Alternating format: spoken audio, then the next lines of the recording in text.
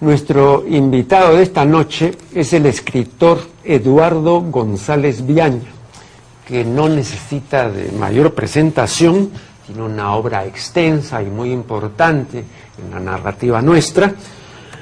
La última contribución literaria de Eduardo es Vallejo en los infiernos, que acaba de publicar el Fondo Editorial del Congreso del Perú.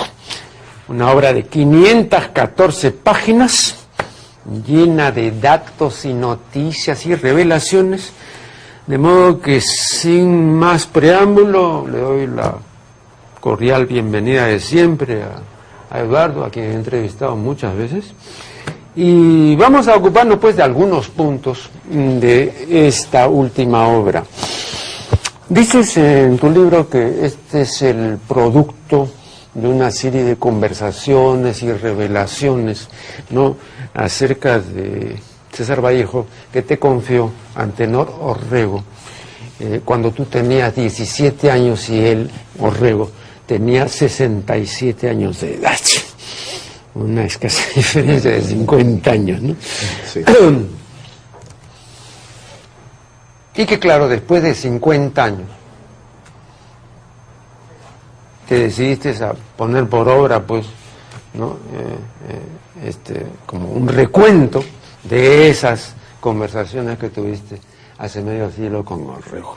Sí, bueno, por entonces Antenor Orrego era un anciano de 67 años.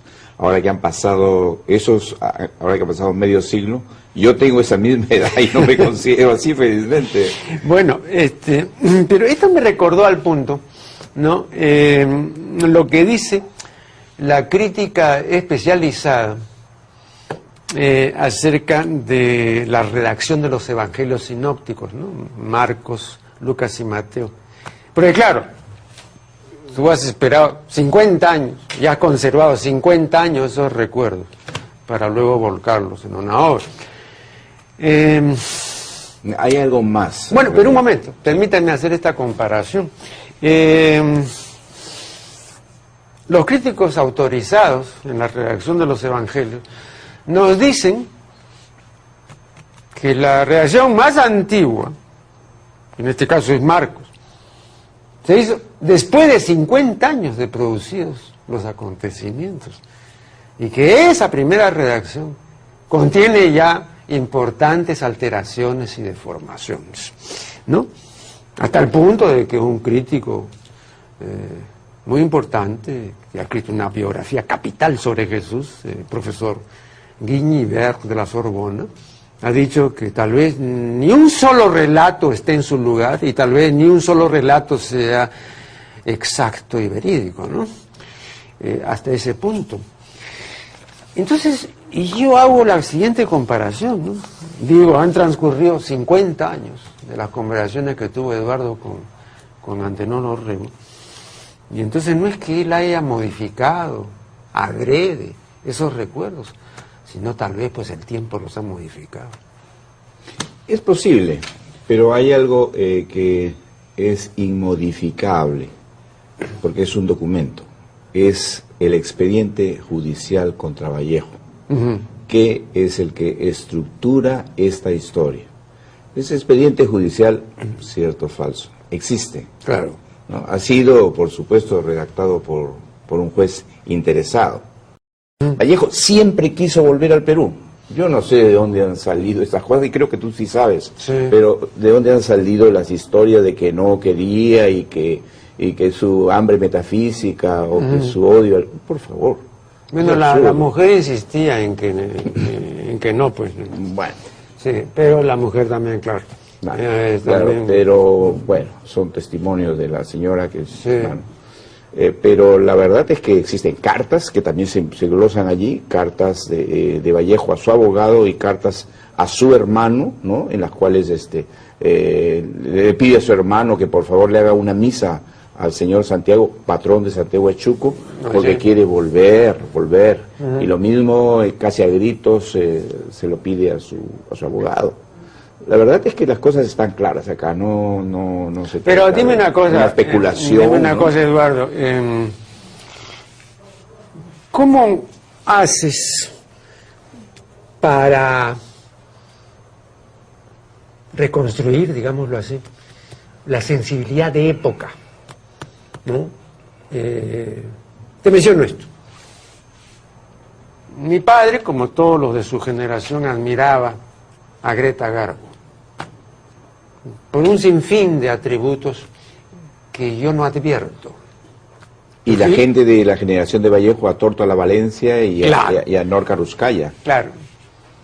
Pero tú no eres pues de la generación de Vallejo, ni tampoco yo. Entonces, eso es lo que te digo. Pero ¿cómo? han habido otras Norca Ruscayas y Torta a la Valencia en mi tiempo. Y Sí, las hay. sí, no, pero situémonos pues en esa época, ¿no? En Trujillo, en Santiago. Bueno, yo he vivido en Trujillo casi la mayor parte de mi vida, ¿no? Sí, pero... Y entonces soy testigo de muchas historias que ocurrieron, en el sentido de que he leído, he pasado todos los días por la casa donde vivía María Sandoval, he pasado por la casa donde vivía Vallejo, he pasado por la casa donde lo detuvieron, que fuera del doctor Cuadra, perdón, del doctor Ciudad.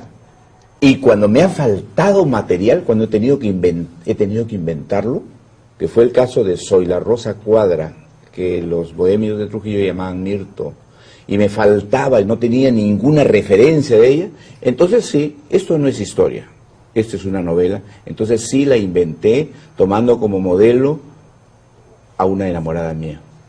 Y entonces, y lo increíble... Pero es oye, que, en esos casos casi esto le decía yo a Nicolás Yerovi, ¿no? En su novela, porque también es una novela La Casa de Tantos, en realidad es una biografía, pues, de Yerovi. pero ¿no? es una novela también. No, pero es decir, eso contiene un material importantísimo y confiable que no es nada novelesco. Igual acá hay material... Confiable, que es la estructura, el Claro. expediente, que son las cartas de María. O sea, no es una novela estricto sensu, no es. No, claro. Claro, una historia, pero, no es ficción pero, nomás. Pero aquellas historias, las conversaciones con sus enamoradas, en fin, esas las puedo inventar. Lo interesante es que inventé también el rostro de Soy la Rosa Cuadra y además su casa. Ajá. Describí su casa. Y después de eso, pues un mes más tarde, o recientemente, aparece la nieta de Soy la Rosa Cuadra, que se llama Mercedes de Graña, y ella me dice, Eduardo, ¿y cómo supiste cómo era la casa de mi abuela, si la casa se cayó con el terremoto? O cómo describiste su rostro. Y era exacto, ¿no? Claro. Entonces era una reproducción de época, si quieres. Me están indicando que debemos hacer una nueva interrupción, la haremos y ya volveremos.